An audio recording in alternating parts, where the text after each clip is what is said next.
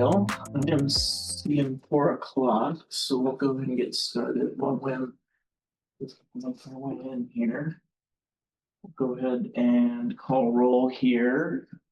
Anderson, not here today. Bork, Here. Buchanan, Clayton, Here. Grimm, Harrelson here, Crazy, Greenlaw, Murray, Here. Peterson, Here. and Shetty.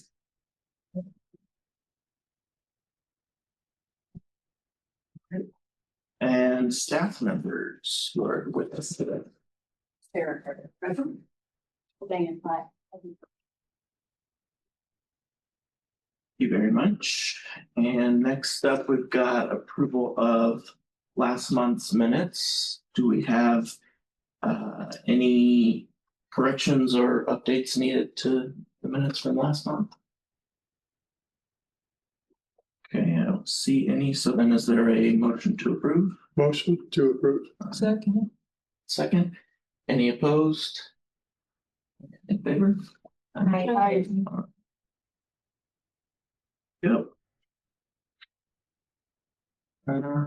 Should I have said John Clayton? Oh. When I made the motion? Clayton, yeah, Clayton. move to approve. Yeah, that kind of helps. Okay. I keep track of, yeah. Well, Thank you. well, everything, all the words are flying. Yeah, and she's trying to type. Cool. Well, that gets us through a lot of the logistics then. So, on to announcements and action items from last time. We actually had 2 action items from last time, so apologies. The second one isn't listed here, but we can touch on it still briefly. The first was to continue preparation for the February Pearl Score presentation. I'm happy to welcome Ben Bunker and Pamela Brookstein. They don't have their cameras on just yet. They'll turn them on when we get to that portion of the presentation, but they'll be here talking to us about the Pearl Score.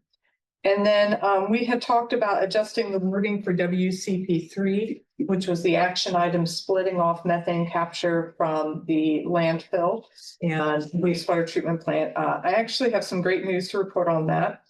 I reached out to Jen Jordan to talk about the wording, and what we settled on was continue to explore recommendations from the methane feasibility study related to the landfill, which is pretty straightforward.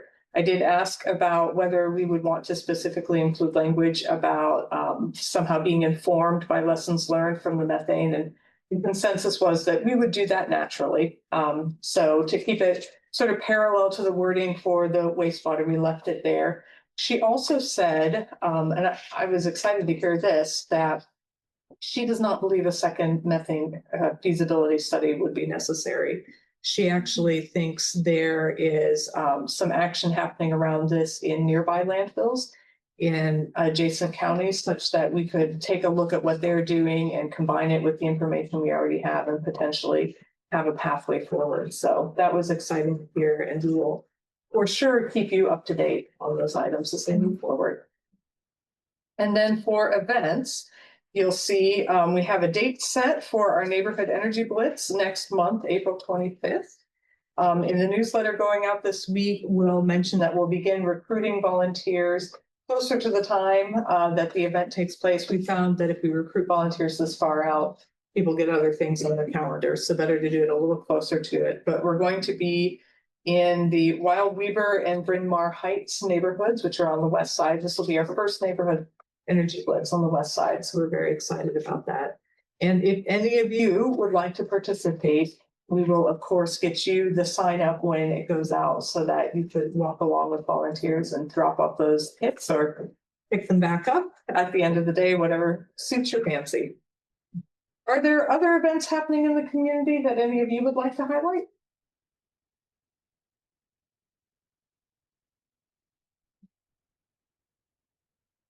I will say that Energy Blitz, I've done that a couple of times, and I just think it's a really cool event. It's like something tangible and like real, like immediate action, like that makes an immediate difference, and it's a fun way to get your steps in too. So yeah, highly recommended.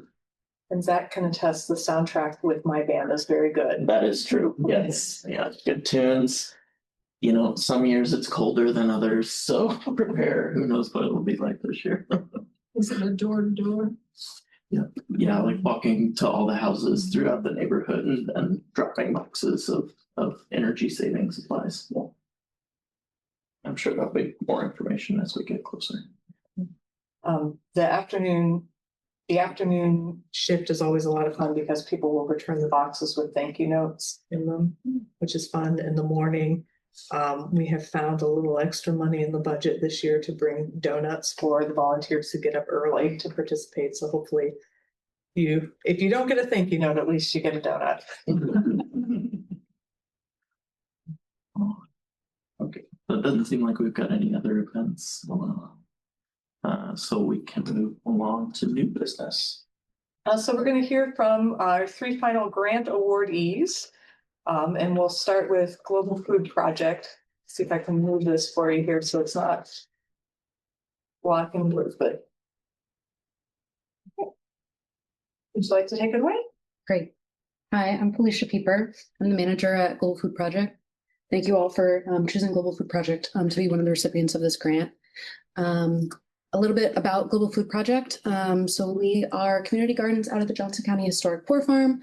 We've kind of got 2 main programs, about over 100 community garden plots where folks are growing food mostly for themselves. And then we have an farm incubator program, which will have 12 farmers in this year.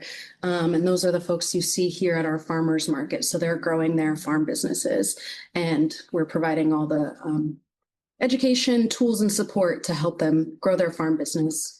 And so a big need that we had was these bins that you see here. So that was our first big purchase with the grant. We bought 100 agricultural crates to help with the harvesting, storing, and selling of the produce. And as you can see, folks use them at their market stands as well. It's been a really big help. The uniformed crates also really help with our storage, which is pretty tricky to manage with so many people on site. So this has been a big change and a big help for the program. Agricultural crates are also a big food safety thing. So it addressed a lot of issues in one. As we are gearing up for the 2026 growing season, we'll be using the rest of our funds to purchase garden tools that we're really excited about. A lot of our tools are hand-me-downs, mix and match. And so the opportunity to get some new and exciting tools is I'm very excited about it. And we'll pair that with some educational programming to show people how to use them. Some garden tools are intuitive, some are not intuitive, especially with cultural differences out at Global Food Project. People are used to using different types of tools. So it'll be helping with the actual labor of gardening, but it's also another opportunity to connect and grow and learn together. Yes. What's an exciting tool? Great question. How familiar are you with gardening? How in the weeds do I get? One of my favorite tools is a broad fork, which is big in no-till garden and farming because you're disturbing the soil less. I just think it's very handy for a small plot. So it's a fork that you stomp on the ground and you can move the soil around. They're quite expensive. They're like $300. And so it's something that never seemed like it was a great, like when we're really trying to figure out, do we need 10 hoes or 1 broad fork? But this is a really exciting thing. And I think will be very impactful with the small plots. When do you do your farmers markets out there? Great question. So we're still figuring out final details, but it'll probably be around the same time as it was last year, which is Saturdays in the afternoon, 3 to 5. So yeah, I would love to be able to pass on information about that once it gets closer. But with the folks that we have growing out there, a lot of immigrant and refugees are coming from countries that have a lot hotter climates, and the crops that people are most excited to grow are really hot season vegetables. So we don't start our farmers market until July and run through about September. And we chose to do it in the afternoon last year, which we'll probably do again. So if you miss Iowa City Market in the morning, you can run over and grab some veggies over at the Johnson County Historic Poor Farm.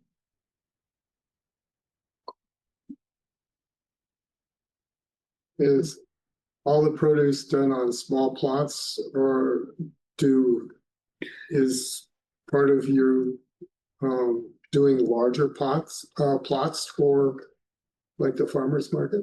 Exactly. So we have about 100 small plots, which are about 10 feet by 30 feet. They're quite large in my opinion, but the folks who are really focusing on selling and scaling up their farm businesses are working on plots about 10 times that size. It's still less than a tenth of an acre. It's kind of hard to communicate, but they're larger with the idea that most of these folks are also looking for land elsewhere. So in theory, they're getting a small plot, a medium-sized plot, and then getting an opportunity to find their own land.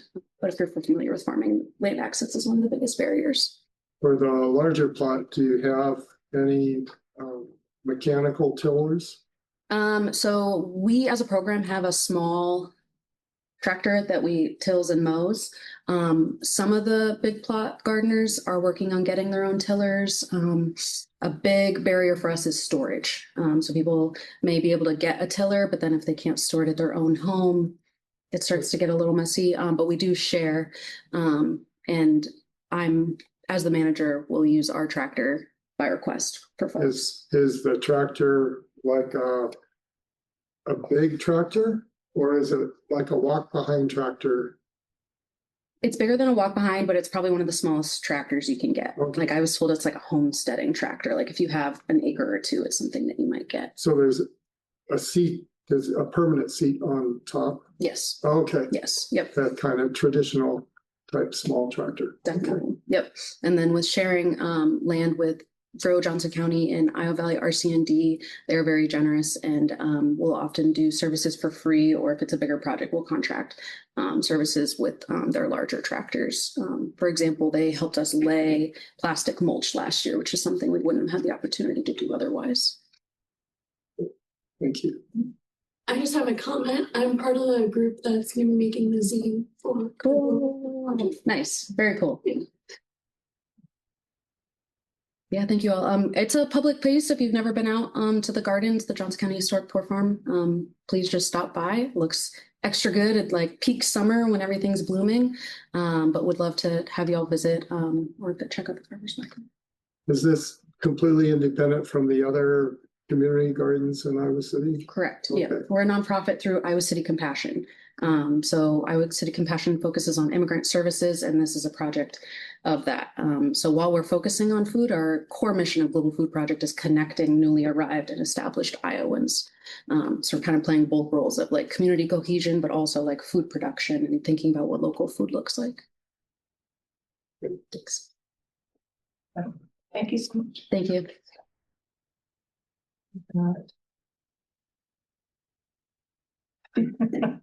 I'm just gonna keep moving this around. Okay, Public Space One. Yeah, that's me. I'm John Engelbrecht, Executive Director of Public Space One. I'm pinch hitting here today for Hannah Givler, who was our facilities project manager who oversaw this project and also worked with our program director, Calmia Strong, both of whom have now gone on to other jobs and tasks. So I'm here and I witnessed this project mostly as a fan, and now I have to be the expert of it with you all. So we have if you don't know Public Space One, we're a community arts organization. We own now 3 historic buildings in Iowa City, all on Gilbert Street, somewhat confusingly. The 2 buildings we own on our north side were purchased from the city in 2019. And at that point is when they were historically landmarked through the city. The project that we were working on is for the back of one of those houses, the Iowa City Press Co-op, where we put in this back porch. When we bought the building, the porch was half completed. We didn't even have, we were pulling reference photos off Google Maps to see what it looked like because we didn't have reference for it. So it's been a long project of us working with historic preservation to make sure we're adapting it correctly with how it would have been built back in the day.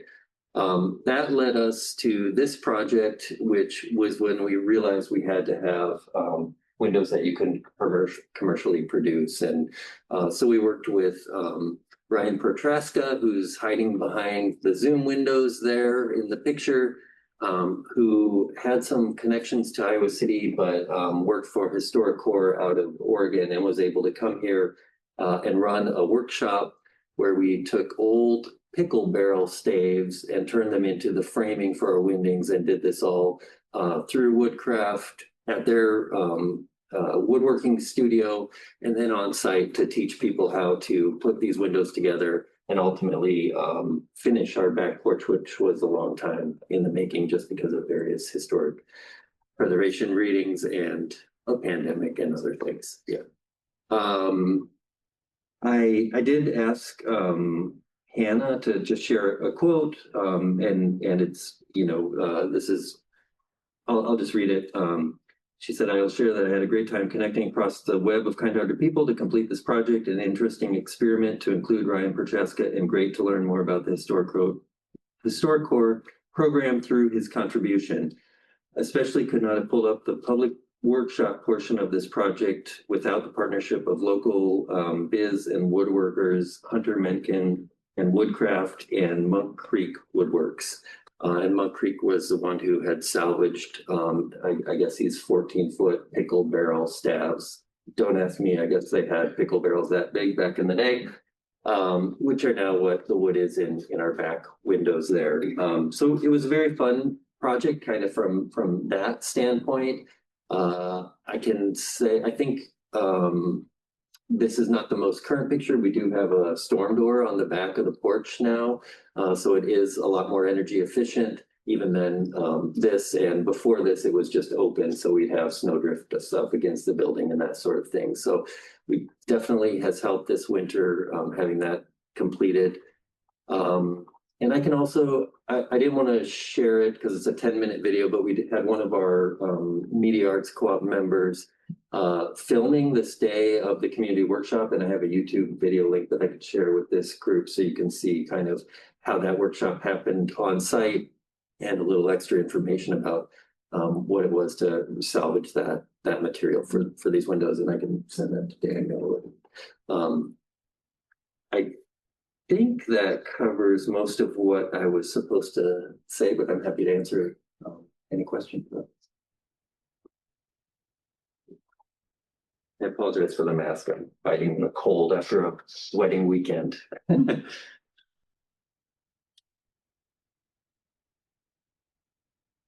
I was kind of impressed just in the write-up with mention of doing energy audits and things like that. Is that something that you've been doing already? And I was kind of curious who does those or how you do that. Yeah, am I right? We have been doing the energy audits. We did the first one in 2022, and we did have another one. And I was looking this information up, and I couldn't find it. So I appreciate you asking that question because we have been doing them.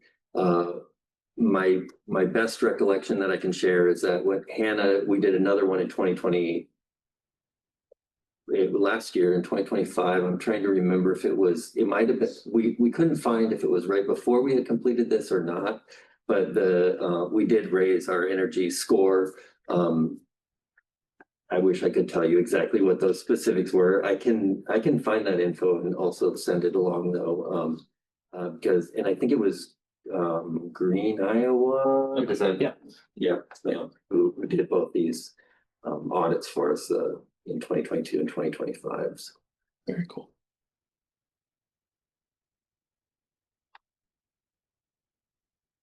I should note the Green Iowa AmeriCorps team is employed by the city, and we don't often get to do audits for businesses or nonprofits because they're trained to do energy audits in residential structures. But because PS1 occupies a historic home, we're able to send the Green Iowa AmeriCorps team over there to do that audit. Yeah, that's really cool to get actual data too of like before a climate action grant project and then after. Yeah. Thank you so much, John. Thank you.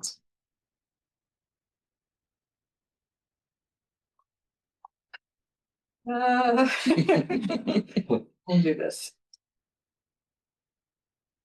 Hi, I'm Harriet. I'm one of the co-owners of Leaf Kitchen, and our refrigerator hasn't arrived. It should probably come in the next couple weeks. So the old fridge is what I'm standing in front of, and that's what I think that was our first fridge. So we've been open since 2007. So that fridge has, I think, outlived its life. A lot of the seals are broken on it and it doesn't slide. So there is a lot of air that leaks from that fridge. So we're excited about getting this new updated fridge. Our kitchen is pretty small, so we couldn't get a fridge that has a door that you would open like a door. It has to be a sliding door because of our space. So we were limited in choice, but the new one that's coming is going to be a lot more efficient than the other. I don't know if, do you want me to talk about the project, the side project we did? Sure. Okay, so since Daniel wanted us to try to use a stovetop induction range, and so that's what Masai is using right there with that pot. And we used it for about a month, and then Jack Brooks with the city has come over and taken video of us making food, and just to show other commercial businesses or individuals how easy it was. And at first, I think neither one of us had used one, and she's the chef, so I actually didn't use it at all, but I can tell that, you know, it was definitely, it didn't get as hot in the kitchen as it usually would when you have a gas burner going. And we are not a restaurant anymore. We started out as a tea shop, then we did breakfast and lunch, and then we did breakfast, lunch, and dinner. And then COVID hit. So then we were thinking about selling, or we weren't even sure what was going to happen. But then we came up with this new model of a meal service to go. So we put a menu out on one day, and then people pick it up the following Friday. And we lost our staff because of COVID. I mean, it was good that they moved on too. So it's just her and myself. And with this meal service, what we found is that there's no food waste. So people order what we put on the menu, and we put how many possible choices and items that are on our list. Then they pick it up. So we know how much to make. And the other wonderful thing is that we sell out each week, and we've been doing it for 3 years. So we're making our max with the amount of space that we have for refrigeration. So new menus on Sunday, people pick it up on Friday, and then we give it to them in containers that they have to, they're all deconstructed. So usually they have to heat it up is basically, or they have to put together the salad. But one of our core beliefs when we first started Leaf 2 was that, I think our motto was, I don't know if it's up there, global flavors, local ingredients. And so we've always tried to use from farmers. And in fact, I had kind of a side business where I was selling pesto at the farmer's market before Masai moved to town and we started this restaurant. But yeah, so when we opened the place, like all of our utensils were mismatched that we bought from, you know, Goodwill or Houseworks, and our plates were all mismatched and things like that. But we don't do any in-service dining anymore. It's just this meal to go. So, but soon I think Jack is going to produce and edit this video that the city's going to use to try to get other businesses to use it. It really, I think it's also safer. You don't have the gas, the fire, and it's definitely, without the heat in the kitchen, your other refrigerants aren't kicking in every 15, 20 minutes, especially in the summertime. So, I mean, we both like it, and hopefully the film helps get other businesses to use it. So, yeah, just to shade a little context there. For those of you who are new on the commission, every climate action grant requires some education component so that we can show that this grant doesn't just benefit the entity getting it, but it's a broader community benefit. With Leaf Kitchen not having in-service dining anymore, we realized we probably couldn't do something like inviting people to come over, as we were talking to them, to see an induction cooktop demonstration. But we asked Leaf Kitchen if they would be interested in working with us on a project we've had in mind to have a loaner induction cooktop that we could send to restaurants who are interested in trying the technology before making the leap themselves. And we asked if, as part of that, while they were experimenting with the induction cooktop that we sent over, could we produce a video? Because this will probably not come as a surprise to hear that other restaurants are more persuaded hearing from fellow chefs than they are from government workers about what kind of equipment they might use in their kitchen. So our hope is that we will be able to scale up a program where we can help support restaurants who are interested in embracing induction technology over gas stoves.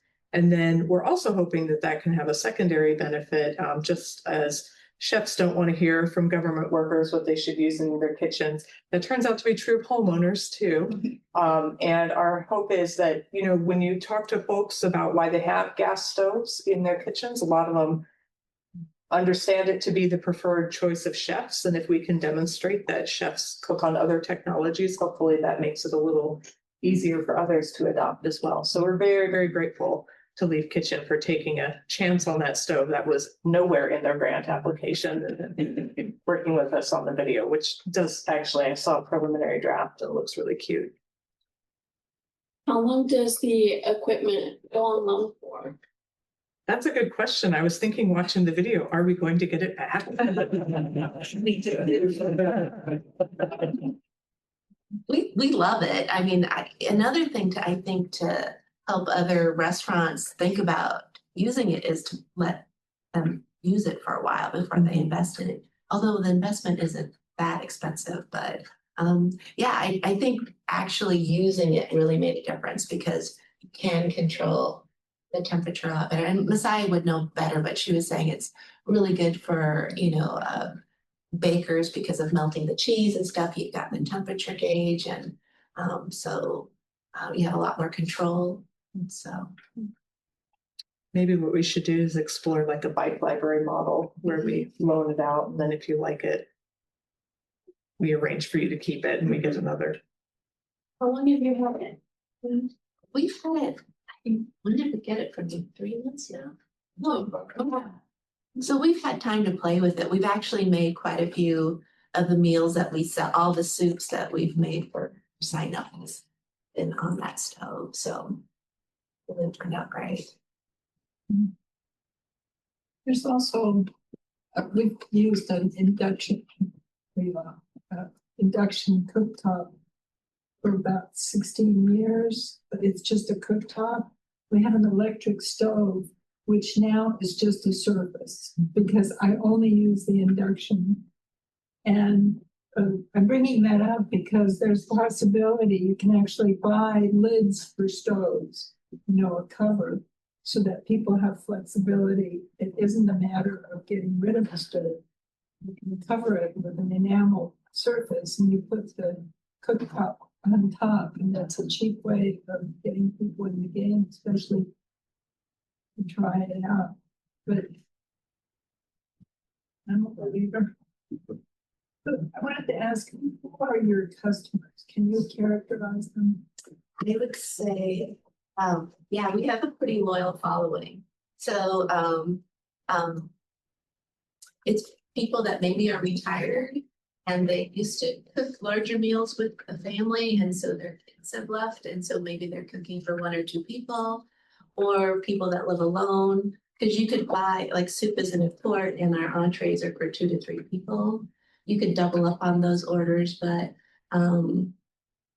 I mean, it was from our core group of our clients. I think it would be hard to start this concept if you were just new, but we had a pretty loyal following that wanted us to reopen. Mm-hmm. So I just had an email list of people. So that's again why we sell out within an hour of when we put the menu out. People, Wow. yeah, I'm so grateful for that. So is it generally the same clients every week? No, we get, we feed about 50 to 75 different families, and different people come and go. People leave for the summer. And so we always get new people. And you could actually sign up for our email on our website. And then I'll start putting you on. But we have families that all get online at the same time so they can order so they don't get kicked off the thing. So it's kind of fun. I feel like I'm making some sort of like game for people online to order our food, but it's really nice to be wanted. Like a Bob Dylan concert. It's definitely the sort of thing that there's people I know who wait for the list to come out so they can grab what they want to eat that week. We'll have alarms on their phones. But again, our food, we do try, I mean, and I'd be really interested too in where we get our sources, but Jack videotaped Rott's Bounty delivering and then Field to Family. So, we try to use the freshest food. So that's why the menu changes every week. We try to keep it as local as possible. Of course, it's harder in the winter, but right now we're doing a lot with butternut squash and parsnips. But we try to use as many local farmers as we possibly can and try to stay away from the frozen unless we need to.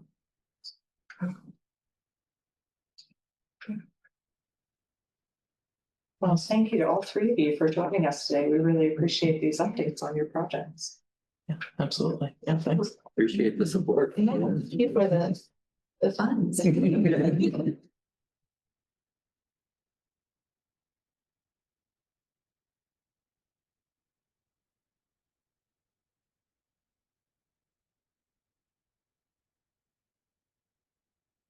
So we are on next to the Pearl presentation.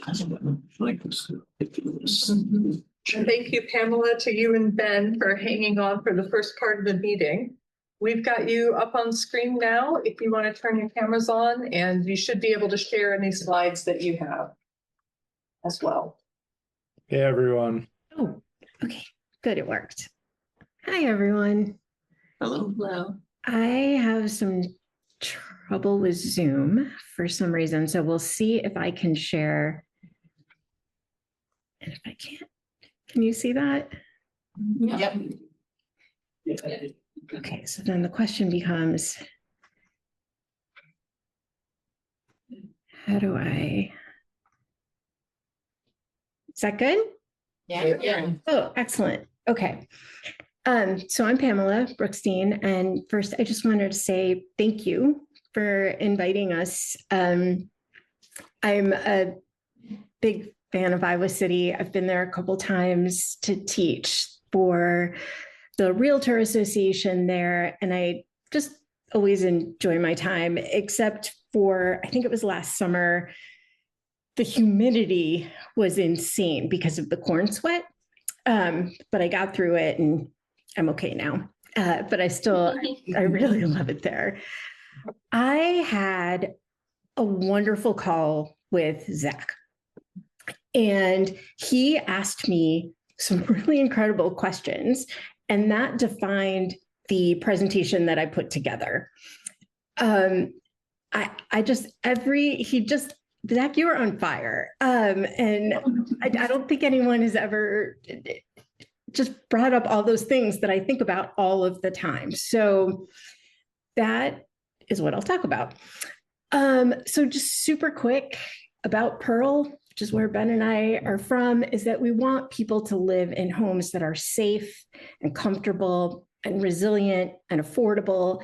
And then we want them to be able to build wealth with those homes. And when they make upgrades that support all of these things, we want those homes to be valued. That's my house it's not my house anymore. I sold it 2 years ago, 110-year-old bungalow.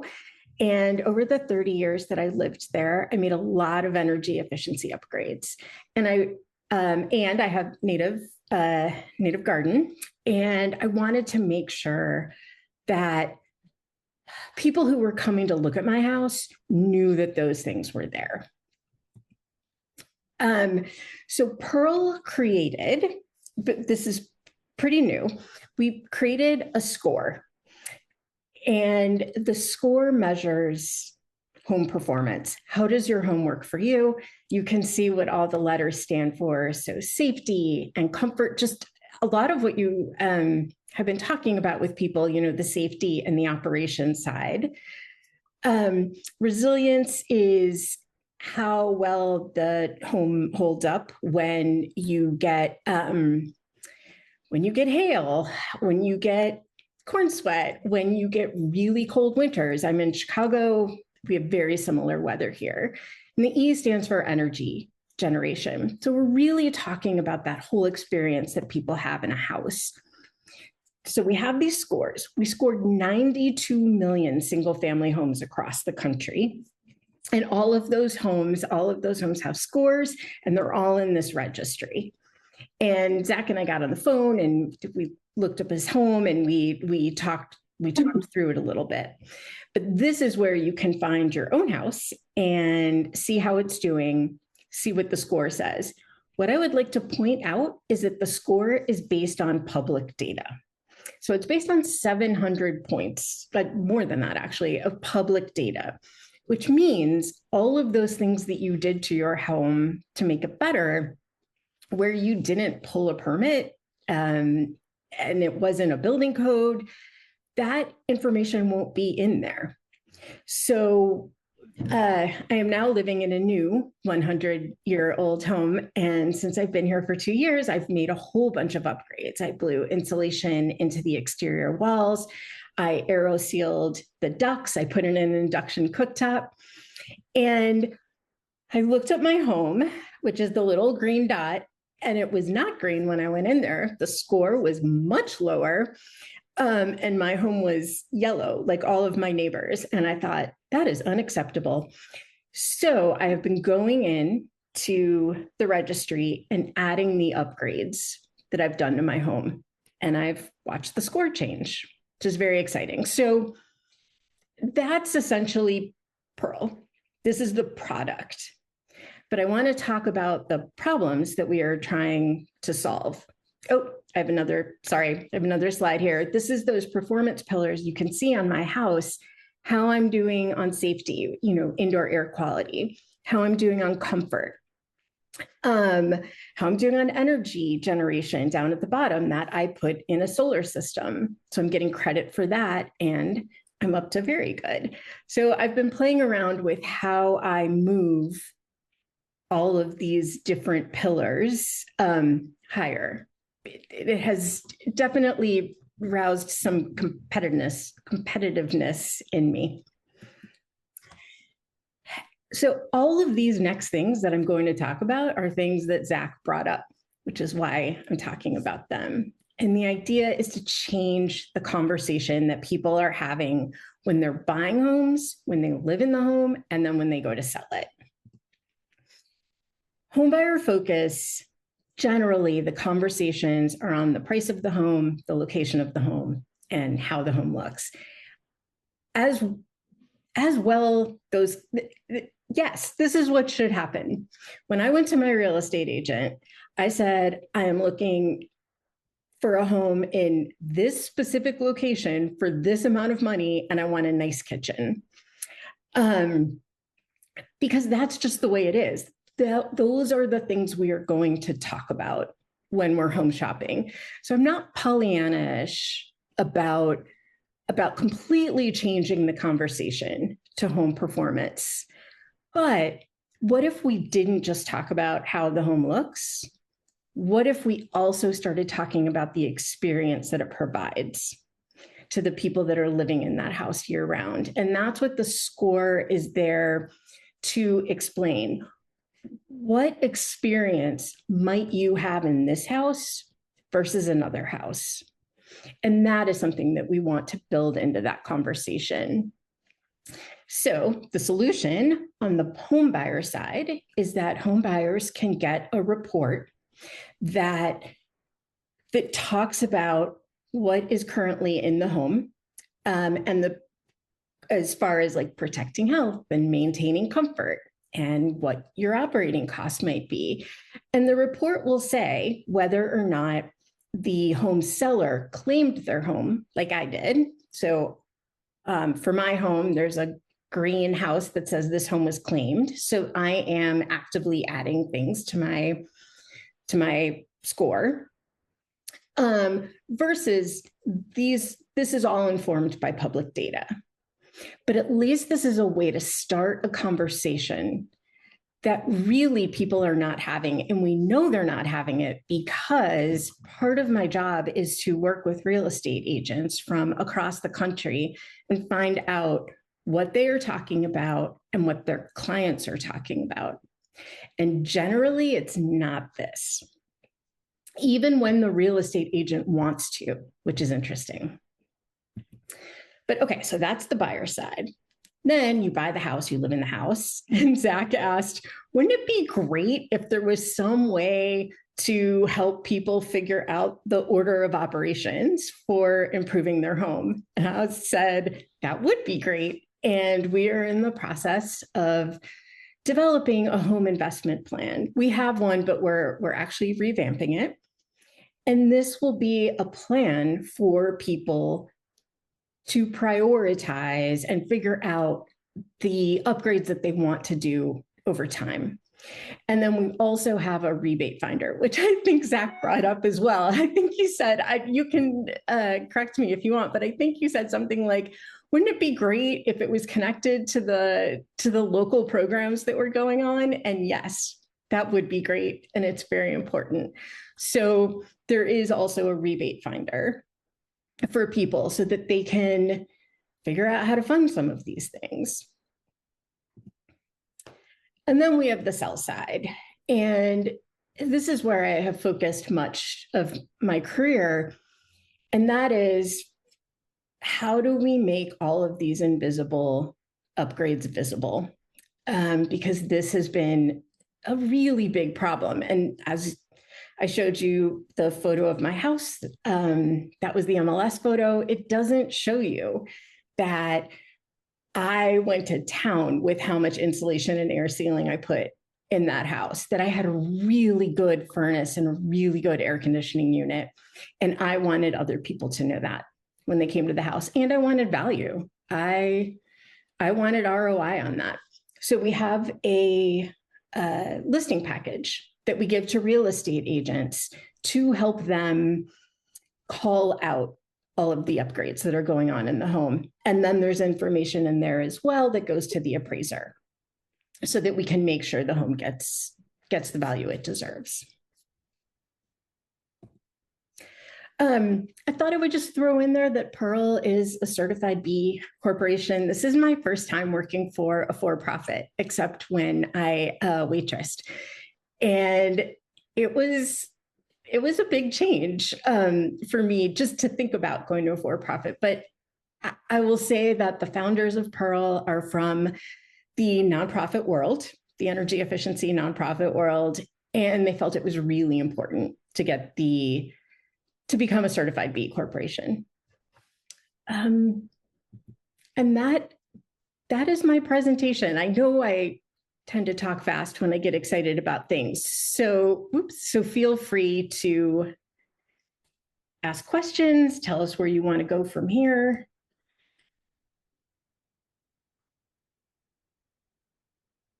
Absolutely. Thanks, Pam. Anybody have any questions? I clearly have asked all of my questions. I have a question. Hi, Krelov. I was just wondering about HOAs and townhouses that are like one unit, but there are 7 in one building. How is that? This sounds very much like single family home stuff. And my second question is, do you get data from utilities as well? Because we had our ceiling in this little townhouse, the roof, we got the R rating up to the level that gave us a rebate. And so then we broadcast that to the rest of the HOA, and then a few of them did it. So I'm just wondering how this is handled by Pearl, these kinds of homes. And Yeah. does it come from the utilities? I'm happy to jump in, Pamela, if you don't mind. Yes. Great question. So, a lot of the work that we have done has been in the single family space, but we also work on multifamily as well. So, for the sort of single family system we've developed, it's really for single family homes, but also smaller multifamily, which could include like a townhome. And then for multifamily, we haven't quite gotten up to like the big commercial size buildings, but we have done a fair amount of work with buildings that are, let's say 3 to 4 stories and have 6 to 10 units in them, which I think may more closely match the housing stock you have. And then in terms of utility bills, we're looking at ways to integrate utility bills. Obviously, the modeling that we're doing doesn't always reflect how people live in a home or behave in a home, and everyone uses energy differently. So that's definitely something we're thinking about in the future. But certainly, like if there were updates that have been made, either to an individual home or across a community, that would be the type of thing that we'd want to surface in some of the things that Pamela showed in a way that helps people both understand what those upgrades mean to them living in the home and also how they can contribute to their home's value as well. Thank you. There's just a lot of complexity around utility bills. I'll say this much. And utilities, as you all might know, are very hesitant to share data around bills, even, I mean, to be honest, even with people whose bills they are. So there's always been a thing in the industry that we've tried to overcome. But we think we can get pretty far without even having the bills. And the modeling that we do is pretty advanced. I'm not the technical person, nor is Pamela. Or more the people who talk to other human beings, but there are very smart folks on our team who go through all the sort of technical behind the scenes stuff and try and figure this out. Catherine Peterson, can you walk us through a specific example about a piece of information that you would give to the system and how that piece of information would affect your score? Sure. So let's say that you are a homeowner and you learn about Pearl and you just had a heat pump system installed in your home. So we've developed a mobile app that allows folks to actually share information with us about upgrades like heat pumps that have been made in their homes. So we would ask some very basic information about what had been installed, and we can actually get a lot of information based on the nameplate of the unit. So rather than ask someone to like transcribe that, we would just ask them to take a picture, and then our system would read the manufacturer, the model number, all of that, and then bring it into our system, and we would verify that that is indeed a unit that manufacturer makes. We do geolocation to make sure that what is being captured is actually at the address in question. So there's a little bit of verification happening as well. And then that upgrade, there's sort of this like proprietary scoring system behind the scenes that goes into the Pearl score. That upgrade would then immediately contribute towards that person's score. So, the work that I do at Pearl is really focused on public programs. So whether that be state level programs, municipal programs, even utility programs, figuring out how to leverage partnerships with those entities to gather information about what has happened, what has been incentivized so that the barrier for individuals is lower. For example, if you went through, an Inflation Reduction Act rebates program, like we could get that data from the state and make it such that you would have to do less heavy lifting as an individual, let's say if you got a heat pump through that program. So the whole sort of idea behind what we want to create for homeowners is something that's really seamless and isn't a huge lift for them, but also provides a ton of value. whether it's in terms of their actual home value or them better understanding sort of what they have gotten into in terms of upgrades or what they might do in the future. So what information with the heat pump example, what information specifically about the heat pump is pulled to determine how that affects the score? Good question. I would have to pull up a sample report, and I can actually do that right now to just see sort of what fields we're collecting. I don't know off the top of my head, but we could certainly follow up with you, unless Pamela, you know. I know some of the things. I know that, for instance, the manufacturer and the efficiency level are two really important data collection pieces. For everything I've done in my home that I've added, I've also taken a photo of the thing. And sometimes I even, if I'm feeling energetic, then I even take a photo of the owner's manual that came with it so that they have model number and all of those things. So that on the, kind of as Ben was saying, on the other side, I don't have to do that. I don't have to type in little things on my phone that I will probably mistype.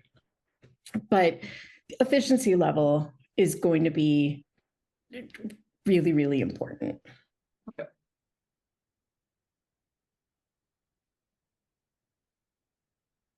I have a question, Cruzy. Does this also include, I know we said like, mainly only single family units, but does it also include like mobile homes as well? Because I know they're like typically owned by like private companies that operate them, but they are, single family buildings by themselves. But I was wondering if that also included that, since those are mostly low income individuals living there who kind of benefit the most of learning about rebates and learning how to like lower their utility costs. So just wondering if those are also included in some of the data, or being able to select their homes within Pearl. Pamela, I think we've done manufactured homes before. I'm not sure about mobile homes I specifically. was thinking manufactured homes. That's what I was thinking, but I don't know about mobile homes. I don't know what sort of public data would be out there. So I don't know. We actually did, were you on that call? We did get someone who was living in a Sears. I guess this was me on a call. I was talking to someone whose parents lived in a home, a Sears manufactured home. And sure enough, we'd scored it. He was able to find it on the registry. So I know that.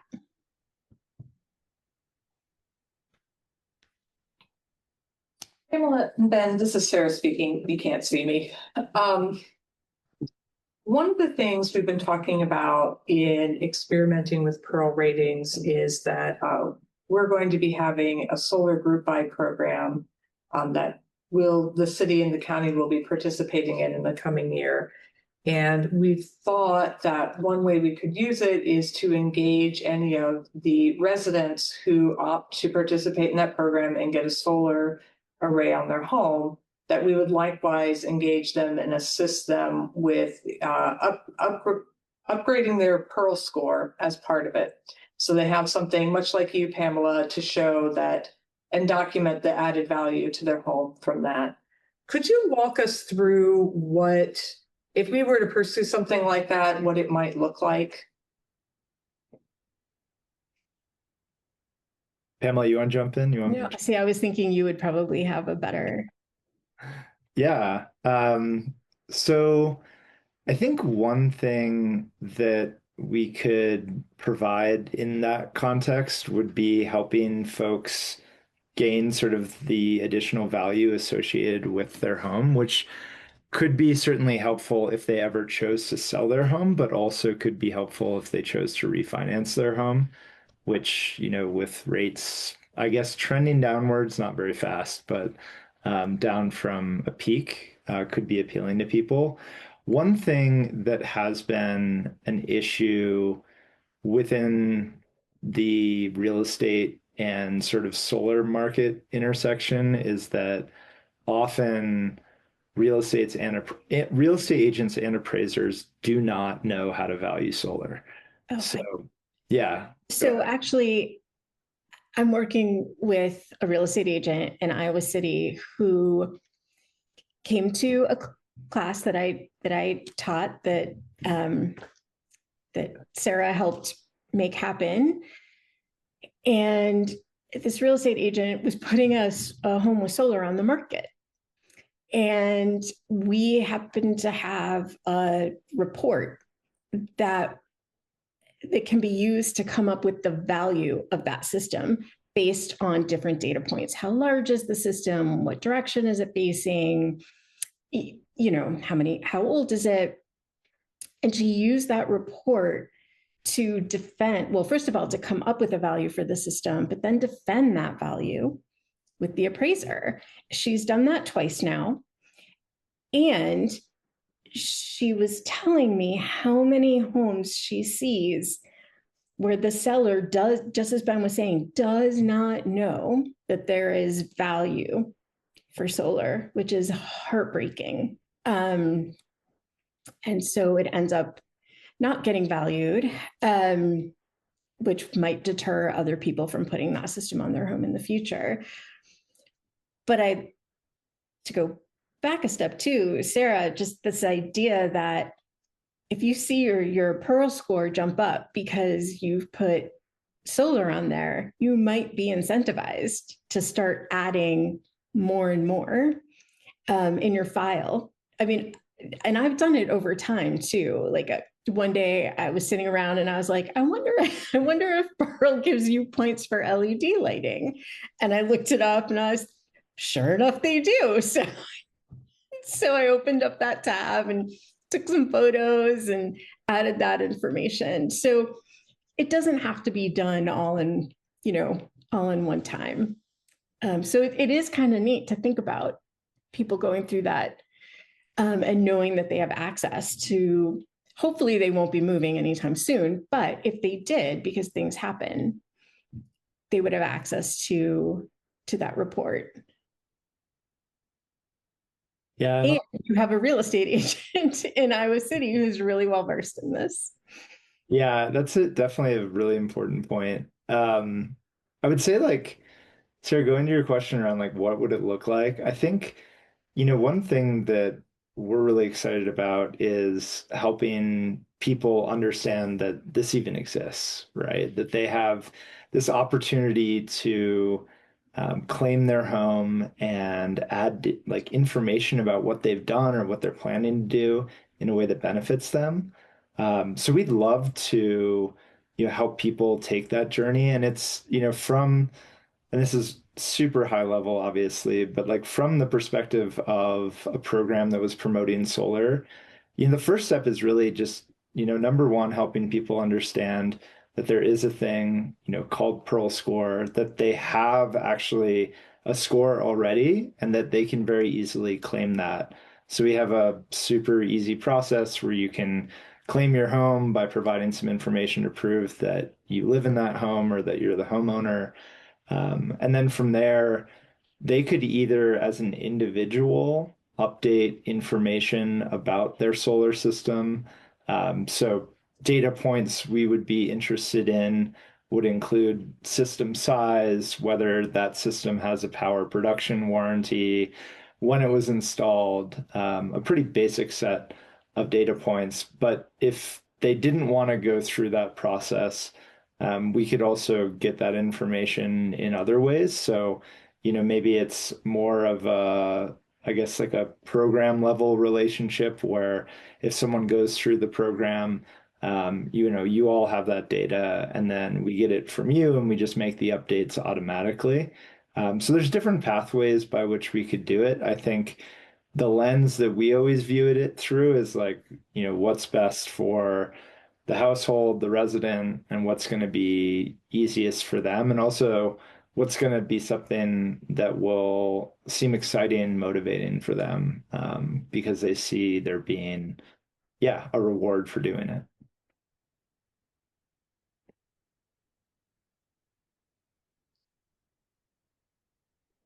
Any other questions?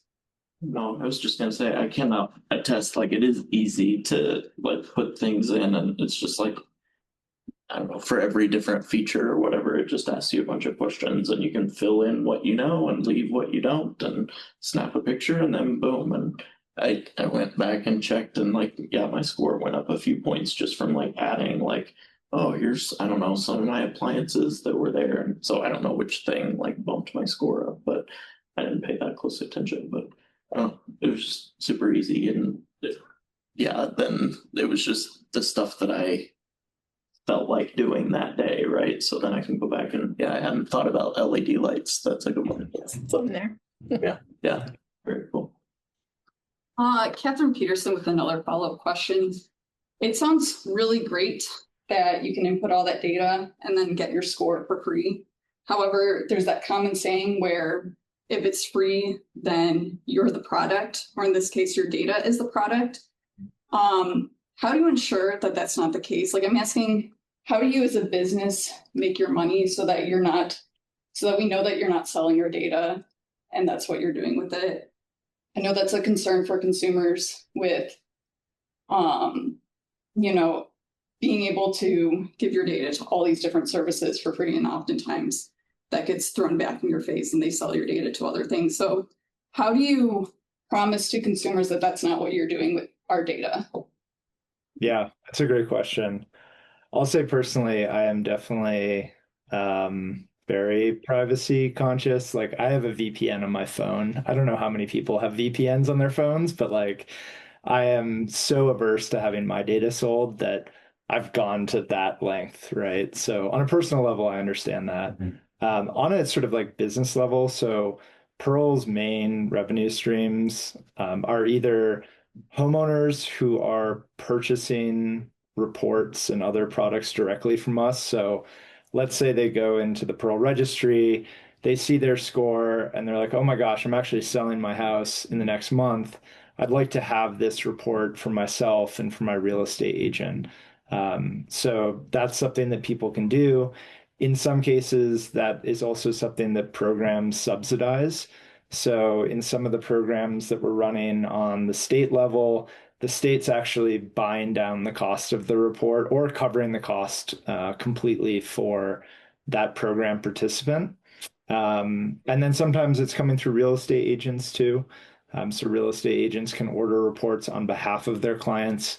We have a system where folks can essentially verify that this is my real estate agent, they are representing me, and they have the right to use my data to generate these products. And generally, like we are not in the business of reselling data. It's just not something we do. Everything that we're doing is designed with the household in mind. So, people giving us their data is something we take very seriously and we don't resell it. We've also gotten some like security credentials. If folks are familiar with like SOC 2 certification, there's some industry standards around data protection that we have in place. Because again, we want to make sure that we're respecting people's information and privacy and so forth. This is Alex speaking, and I have a question. Is there a way to understand like which upgrades are going to have the most impact on your score, or is there any transparency in how that's weighted? It's a good question. Pamela, you might have a different take on this. I think what we've been trying to do is find the balance between keeping the secret sauce secret and also helping people understand how to increase their score. So there's like a level of like this specific, heat pump with this efficiency is going to give you a certain number of points. We've tried to figure out different ways to like surface that so people understand like, okay, like a heat pump is going to have more impact on my score than, swapping out a couple LED bulbs. Both are important, but they're obviously, they have a very different impact. I will say that solar has a big impact for sure. We got a solar system installed at the end of last year, and it significantly increased our score. So I don't know, Pamela, is that something that you have thoughts on as well? Yeah, it's a question that keeps coming up. So we are trying to figure that out, how we are going to convey that on the website. But kind of the things you might think. So the very basics, air sealing and insulation in the attic and along the rim joist, that's a given that changes everything in your home. That's, the very basic. So that's worth quite a few points, because it doesn't matter how efficient your furnace is if you're still losing a lot of energy, a lot of conditioned air. So that's a big one. The HVAC is a big one. So we are trying to figure out how to make that known. And the product team is working on that. Yes, without letting everyone know the secret sauce, the specific point values. But yes, the LED lights, while I was very happy to add them, did not adjust my score too terribly much, whereas the induction cooktop did, and it changed my indoor air quality, my safety score, which was nice. I guess my So that's the other thing, is some of these things impact each pillar of the score more than others. So my operating costs are impacted by my solar system, as is the resiliency pillar and the energy generation pillar. So as a person who intends to stay in their home long term, like, is there an incentive for me to use Pearl? Like, is there a way for me to use it to like guide my decision making in home upgrades, or is it more just tracking what I'm just deciding to do anyway? Yeah, definitely. So that was the piece around the home improvement plan that Pamela mentioned. So we had a home improvement plan, and we're in the process of revamping it to reflect the score. But really, the idea behind that is to take what we know about your home, again, whether through its public records, permit data, or information that you've supplied, and help both pair that with an understanding of what you are prioritizing. So, for example, you might say the most important thing to me is cutting my utility bills. Okay, great. We can design a plan around that. Or you could say, I'm really interested in improving my indoor air quality because I have a child with asthma. Great. There's a plan that we could develop for that. And then again, we're pairing sort of what people tell us they're interested in pursuing with what we know about their home and helping to fill in those gaps. So there's that piece of it. And then it also connects to the rebate finder concept that Pamela shared. So not only do we want to help people who are, let's say, intending to stay in their home understand what a plan might look like, but also help make that plan a reality by showcasing what rebates might be available within their city, within the utility that services them, within their state, as well as any tax credits. So obviously, a lot of those tax credits have gone away on the federal level, at least for now. But when they were there, we were able to surface those as well. So I'd say, like, for someone, yeah, who intends to stay put, like, the journey and helping to make that a reality is something that we can help with. And then also, again, if you were to refinance your home, it could be a benefit to you to showcase a higher appraised value, so that you get a better term when you go to your your mortgage company.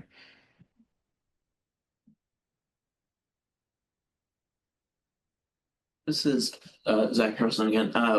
What do you think, as a commission, as a city entity, if our goal this year is to like evaluate, okay, how do we engage with Pearl going forward? What do you all see as the most important thing that we can think about? Is it individuals? Is it realtors? Is it something within the built environment here? What's your take on that? Yeah, I have some thoughts. Pamela, you might have some thoughts too. Go ahead. I'd say, like, there's maybe like three different groups of stakeholders that I would have in mind. Certainly like the residents of Iowa City. I mean, that would be front of mind for me. Making sure that, you know, they know that this exists again and that they have the information they need to make a decision about whether they might want to engage. But then also like the real estate community, I'll let Pamela speak more about that because she knows it so well. And also contractors too. Like I think one thing that's often difficult for people is figuring out who they should work with. And certainly like there are a lot of resources out there. You know, your Yelps or Angie's lists who can help you like maybe get a preliminary scan of who is out there. But there are some really great companies, including a company called Red Fox that Pearl has worked with in the past. They do more work on the home energy assessment side, but they are really, really great at helping people understand how to approach energy efficiency. So those are the three sort of groups of stakeholders that come to mind to me, but Pamela, feel free to jump in as well. Yeah, so my background has been real estate, and I think that they're really important. I think that the education piece is really important. So, you know, you can talk to Sarah about, if you haven't already, about what's been done to try to reach the real estate community in Iowa City. And it's nice when there are classes held that offer continuing education credits, because real estate agents are more likely to show up if there are CE credits attached. And then part of the reason I like the real estate community is because they talk to so many people. They are talking to buyers, they're talking to sellers, and they are trying to stay in touch with what they call their sphere of influence, and trying to send them information constantly to remind people that they exist, and then also maybe give them helpful tidbits. And the cohort that I'm working with now across the country, which includes an Iowa City real estate agent, has asked us to create information that they can share with that sphere of influence to help their clients and let them know that there's a path forward. And when you go to sell, make sure you work with a real estate agent that knows how to get value for those upgrades. One of the things that I've always thought would be so nice is that if there was an upgrade program in Iowa City, some kind of program going on where upgrades were happening, for homeowners, if that information could go, with their consent, of course, but go into their Pearl score right away, so that data isn't lost. Because one of the things we do know is that this data is just lost constantly. I've been doing this for a long time, and I could tell you horror stories about where I live, because I worked on a program a decade ago where we certified 10,000 homes, Illinois home performance with Energy Star. None of that data has made it into the multiple listing service. It's gone, and people have sold their homes. Buyers have come in. They have no idea that they have above code air sealing and insulation in their attics. And that wasn't properly valued. So I love that idea that as people do upgrades, someone is saying, hey, let's get that data in there and start improving your score. Because things happen. You don't think you're going to move, and then something happens and you do. And if anyone has moved recently, it's very, very stressful. And I had, over the course of time that I had lived in that house, I had added quite a bit of data to my Pearl. It wasn't a score then, so it was something else, but that data was already collected there. So when it was time to move, I was able to get that listing package to my real estate agent, and I didn't have to worry about it.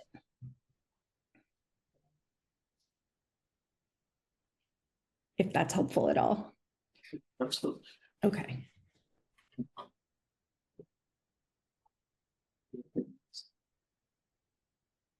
Awesome. Well, yeah, thank you very much for your time. I think really appreciate the presentation. We'll keep in touch, and I think if we have any other questions, we can probably forward them along. So I wanted to throw out there too that if people want help, going through the registry, if you decide to go in and claim your home, I'm happy to talk to you about it. And I won't know all the answers, but there are people that will, and I can try to find those answers for you. So I love talking about these things, and I love helping homeowners. So if you need anything, you are more than welcome to get in touch. awesome. Yeah, thanks very much. Thank you. Thank you. Thank you. Thank you. Bye.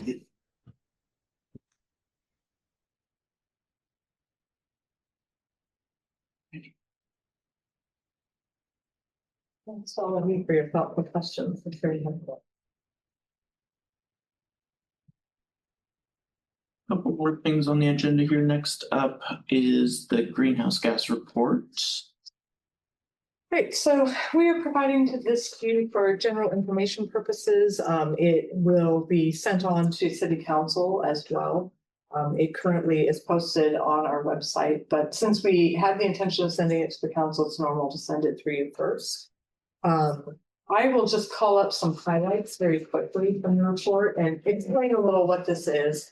As you know, every year we do a community-wide greenhouse gas inventory, where we calculate the emissions being put out by all activity happening within Iowa City limits. Roughly once a decade or so, we drill down and look very specifically at the municipal operations and their share of that, which is generally less than 5% of the total community-wide emissions. But it does help for us internally to think about what are the projects the city can be embracing to help bring down those emissions and lead by example. And so what this report does is it captures that information.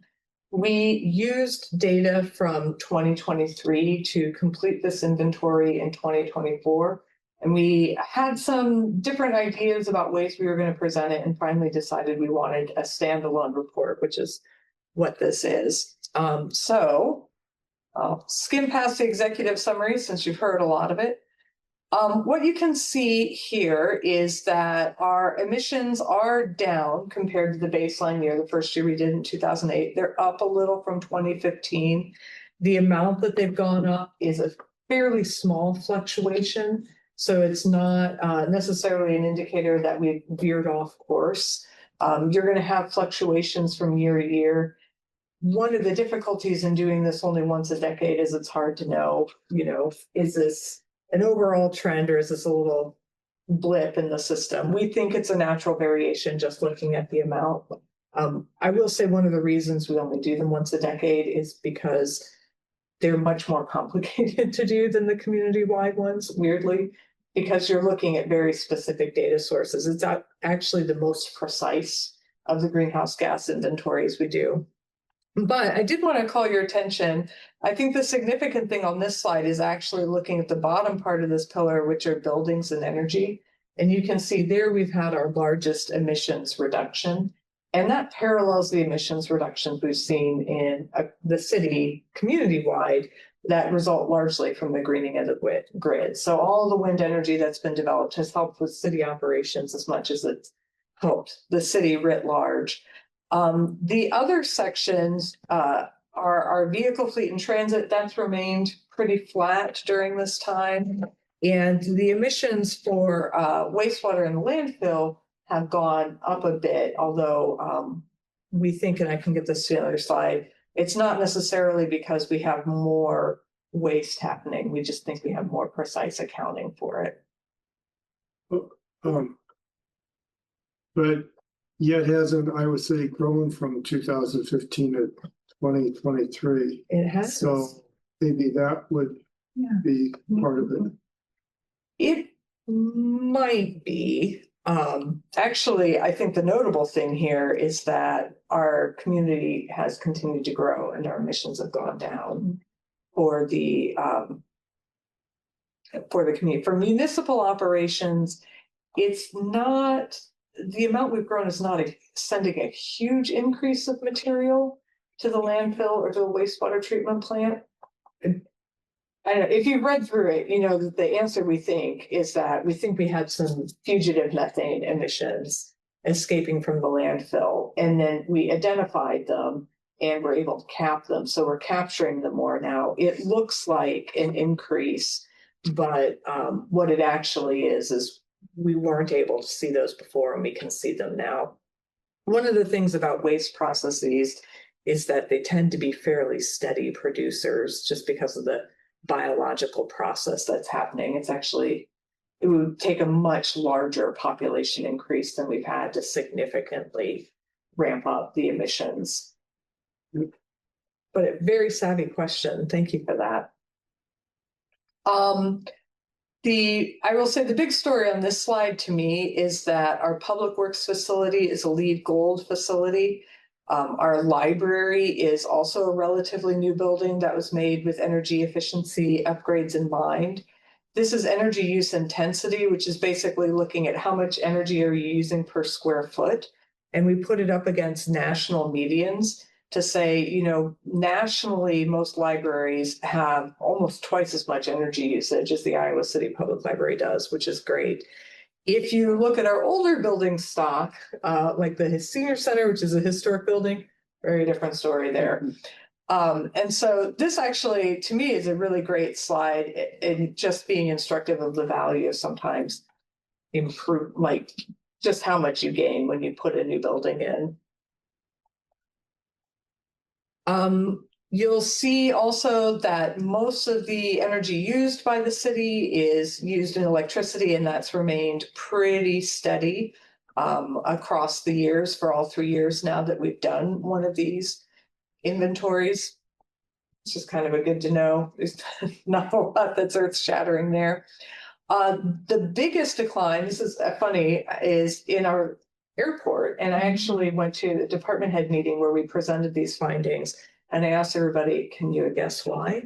And of course, everybody said the solar. And I said, no, it's because we did a comprehensive LED change out of the airport before adding the solar energy. And so the LEDs actually drove down the energy usage. You can see that pretty dramatic drop. And then that in turn allowed us to buy a right-sized solar array. That solar array would have cost much, much more if we'd not made that lighting change. So it's actually a great case study about doing things in the right order and embracing energy efficiency first. And the other thing, in many ways, I think this is one of the most important slides for this reason. The other thing to point out on it is that the largest consumer of energy are our water treatment plants. The one north of the city that takes water out of the river and cleans it up for us to use, and the one south of the city that collects it back up, treats it, and then returns it to the river. The data we collect indicates that 6 out of every $10 spent on electricity by the city is spent at the wastewater and water treatment plants. And what is significant about that, I will say to you as a body, is that we have been having a lot of discussions internally about where would you put the next solar array? And to my mind, one of the water treatment plants would be a very obvious candidate because they use so much electricity. We could meaningfully drive down or replace it with, drive down costs long term, but also replace the current energy mix with something cleaner. This is particularly relevant at our wastewater treatment plant, because that is one of the few locations in Iowa City that is not served by Mid-American Energy, which has such great wind in its portfolio. The wastewater treatment plant is served by Eastern Iowa Light and Power, which is a smaller rural cooperative, and as such does not have the same kind of capacity to build out renewable energy. So sometimes we'll talk about in the community, there are all kinds of great reasons to embrace solar, but adding solar within city limits doesn't necessarily impact our overall community-wide greenhouse gas inventory because we're already being served by 100% renewable energy. That is not the case at the wastewater treatment plant. So there is a place where we could put in solar and it would show up in our inventory as well, which is nice. You can see in the next slide that in addition to the increased energy efficiency and reduced energy use, emissions reductions for many facilities have resulted, as we've talked about, from Mid-American's energy capacity. This is just really going over what I was saying in the previous slide. You can see that in transit, our streetlights, the emissions associated with them, water delivery, these are all things served by systems that are powered by Mid-Am energy. You can see wastewater is the outlier on that slide as well. Our municipal emissions related to transportation have gone up slightly, although if you look, you can see that this is comparatively a very small variation even between these three. It went down a little in 2015, it went up in 2023.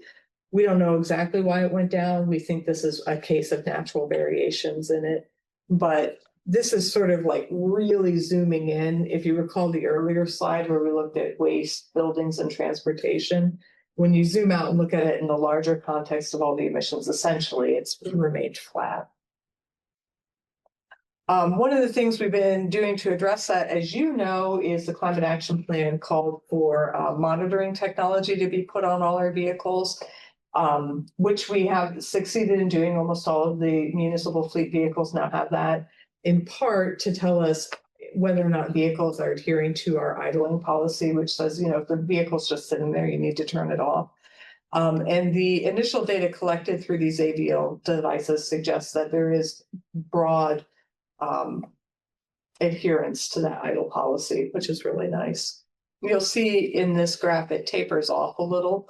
That's because we added a whole bunch of these devices between 2020 and 2022. And now we're just sort of adding them as vehicles come into the fleet. It doesn't mean that we gave up on that technology. None of this will be news to you. We continue to look at opportunities to pursue fleet electrification. The interesting thing to me on this slide is just the data that we've been able to collect looking at the EVs that are already in the fleet that show we spend an average of 2 to 3 cents per mile in fuel costs for an EV versus 8 to 10 cents for a gas-powered vehicle. And if we fold that in to look at total maintenance, because they're reduced maintenance costs as well, the lifetime costs for EVs we're seeing in our fleet average 3 to 36 cents per mile. And then, oh, there's a typo. I have a cent in there. And then 23 to 42 cents per mile on conventional vehicles. So there's, when we get asked, are there really cost savings? We can say yes, there are cost savings, both in maintenance costs and in energy that we have been able to document. Question. Yeah. There was a report recently about electric batteries and cold.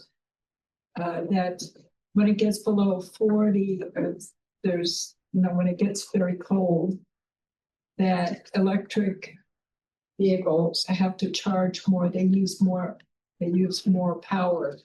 It takes more power. And I was just wondering whether that's being considered for things that are emergency infrastructure and electric vehicles versus having the luxury of warming the cars up. That was the consideration that we looked at in the fleet transition plan. I always hasten to point out that this is true of gas-powered vehicles as well. And it's for the same reason. People think that it's because the batteries underperform in the winter. That is not actually the case. What is the case is that you're using more energy to do things like heat the vehicle that you wouldn't in more temperate temperatures. And so gas-powered vehicles use more petroleum in order to heat the vehicles. EVs use more electricity from the batteries to heat the vehicles that then gets recharged. The difference, of course, is that the EVs draw on that clean electricity, whereas the petroleum never gets cleaner. But there's no difference in time in terms of from when something can get started and go to some site.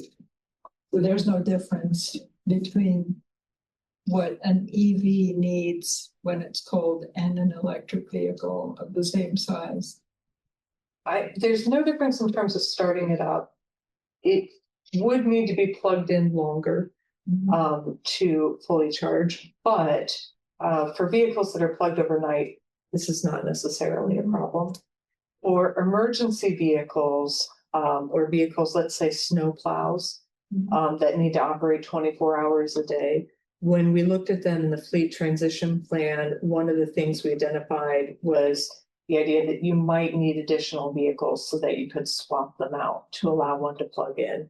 The other scenario was that you would bring the vehicles back to charge for 2 hours in the dead of night and then send it back out again. That was not the preferred path of our public works staff, in part because they just have such an incredible commitment and said, you know, what if somebody has an accident during that time when you could have been out plowing? So they would just rather be out plowing.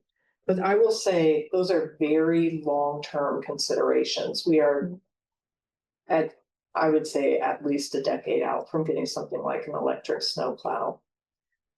What we have been experimenting with the police vehicle that we got, because that's another vehicle that would need to rapidly charge in the winter, is that although our electric buses are not functioning at the moment, the chargers we bought for them are. And so one other way we can compensate for cold weather is, instead of plugging them into a level 2 charger, we plug them into a level 3 charger. Conveniently, all of our bus chargers were level 3 chargers. So we actually have been sending the police cruiser down to the transit facility to get a quick charge to see how that helps with it. And based on early indications, that seems to be working very well. So we would take those DC fast chargers then and use them to support other parts of the fleet until we get electric buses back again, which may not be for a while. Sounds like everybody's on top of it. Well, we're trying to think through it. Let's say that. Great question.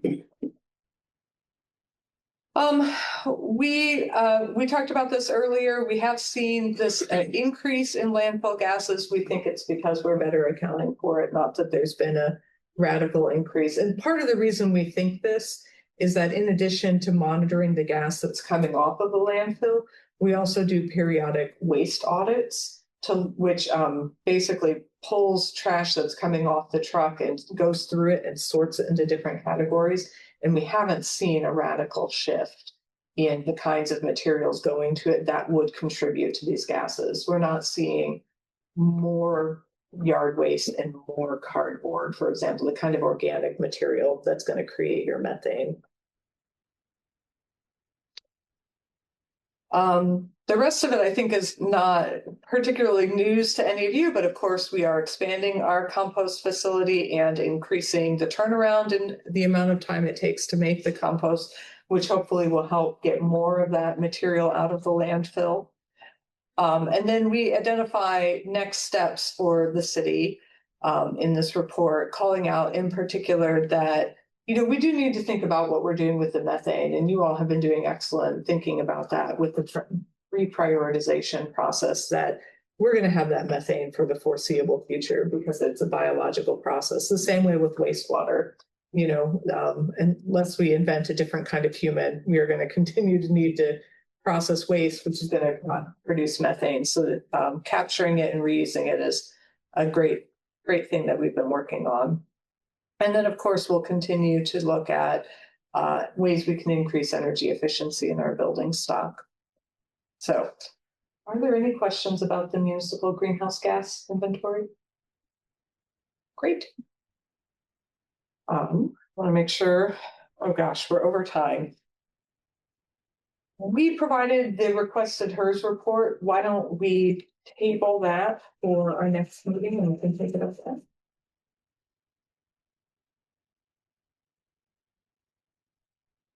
Do you need a motion of table? No, I don't think so. Okay. That was already old business. Okay. We can just move on to a recap.